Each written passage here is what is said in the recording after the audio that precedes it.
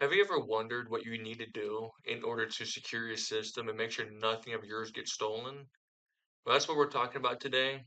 So follow me and let's get into it.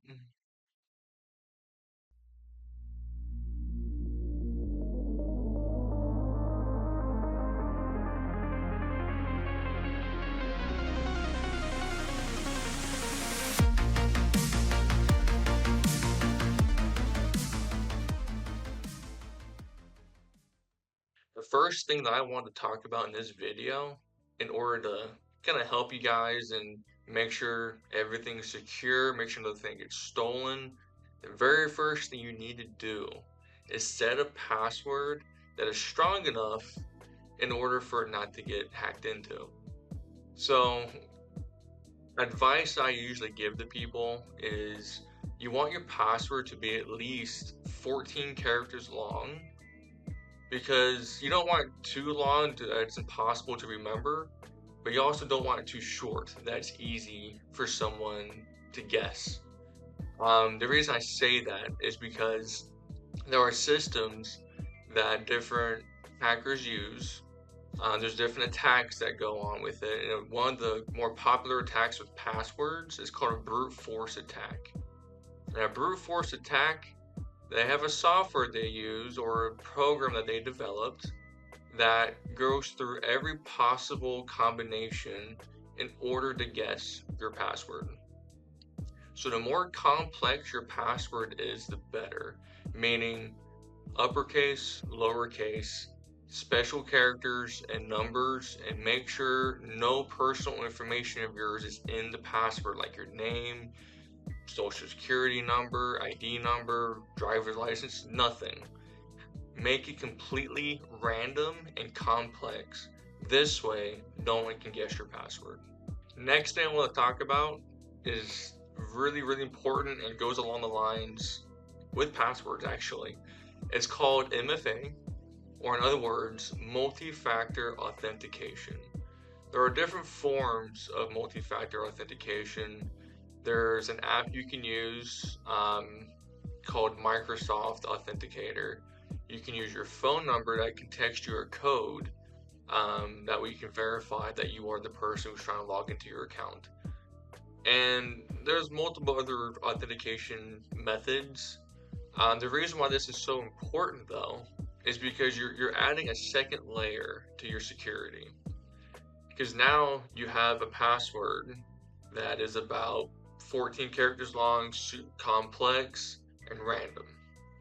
But then on top of that, you add an MFA that adds the extra security, the extra layer. So there's more redundancy and less likely of your account to get breached.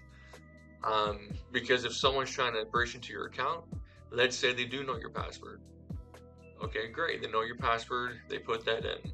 But then the second form of security comes in and then asks to verify yourself on the Microsoft Authenticator app. Or it asks to put the code that was texted to your phone number. Now, obviously, most hackers aren't going to have access to your Microsoft app or to your phone number in order for them to receive that code. And that is what will protect you, and that is what will protect your account and all of your information. The third thing I want to talk about is actually really important because if you work in a business setting, you typically get a lot of emails from the business. You get a lot of emails from coworkers, from your boss, from whoever in the business. This is super important because attackers are going to send what's called a phishing email. Now, you're probably familiar with that term because I'm sure you get trainings on it on what not to do. And it's very simple. Do not click on links that you don't recognize. And there's multiple reasons for that.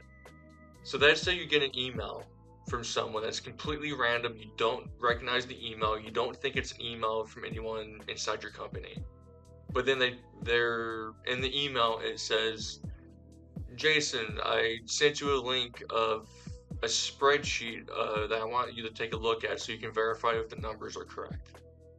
Now, that sounds like a legit email and a legit business matter, but like I said, if you don't recognize the email, don't click on the link. Worst case scenario is you go to your IT administrators and let them figure it out if that email is legit or not. Because the last thing you want to do is click on that link. Because if you click on the link and it turns out to be malware, it can release different things. It can release malware, it can release Trojans. There's different things that can happen. Now, when you look at these phishing emails, there are some keywords that you can look into that you can kind of tell yourself, that doesn't sound legit. And there's like these three keywords. It's called urgent action required. That is a red flag. In most cases, you're not going to receive a legit email that says urgent action required. Make this payment before so and so date. That's not legit. Nowhere near legit. You won't ever get emails like that. Now, you may get emails talking about crypto, talking about Bitcoin, requesting your information so they can send you this amount of money. It's a scam. Don't fall for it. Now, you can hover over the link and there's things you can look at, like keywords spelled wrong. That's one small little detail that people kind of pass over, is you always want to look at the words in the URL of the link. You want to look at the email it's sent into. You want to see if anything's misspelled. I know it sounds silly, but if you find the smallest misspelling, be wary and do your research. Now let's move on to the fourth thing that I think is very simple but super effective. Alright, the fourth thing I'm going to go over, like I said, super simple, but it is effective. And that is keeping your devices up to date at all times. The reason why that's important is because for example, if you have a Windows computer, you always want to go through the Windows updates because there's always going to be security updates going through. Those security updates is what helps protect your system and kind of avoid any vulnerabilities from being exploited on your system. Now, if you're on a Mac, it's the same thing. You always want to make sure your MacBook or your Mac in general is just up to date, and that way all the security updates go through. And I know it sounds so silly, so simple, but I can't tell you how many issues I've seen fixed just from simply updating your device. So next time you look at your device, you go online, just take a double check, go into your settings, go into the updates, see if you have a software update, see if you have Windows update, and humor me. Do the updates and let me know how the performance is. Now, the final and fifth thing that I want to talk about is protecting your personal information. Now, that is a big thing because with social media nowadays, people love to overshare. Never, ever in social media should you ever share your birthday, social security number, the state you live in, what street you live on. Anything that can be considered a security question, you should never share with anyone on social media or just any strangers in general. They should never know this information about you because they can take that information and they can figure out where, like for example, they can figure out where you live, which is kind of scary. They can figure out passwords, but if you follow my advice from the first one, no personal information in your passwords, please. There's also an attack that people use to gain that personal information. It's called social engineering. So social engineering is someone who impersonates someone else in order to gain your information.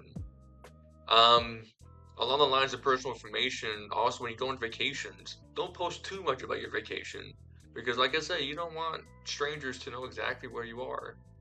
please, if you have kids who are in school, I know what's popular nowadays is the first day of school pictures where they have their name, their favorite color, so on and so forth.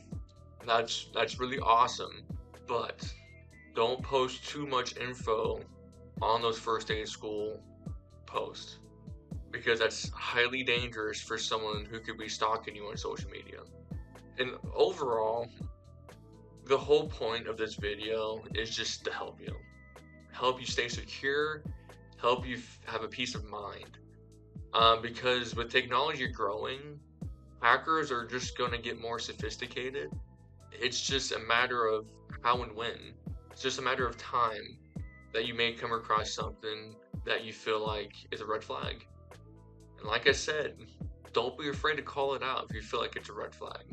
I guarantee you, if you do your research, put forth the effort, you're going to see great results.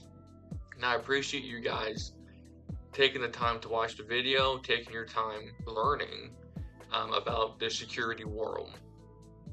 Now, if you have any questions or any comments, please leave them down in the comment section of the video. And if you have any ideas of other topics you may want me to talk about, please let me know. And don't forget to like the video and don't forget to subscribe. I hope you guys have a great rest of your day and let's stay secure together.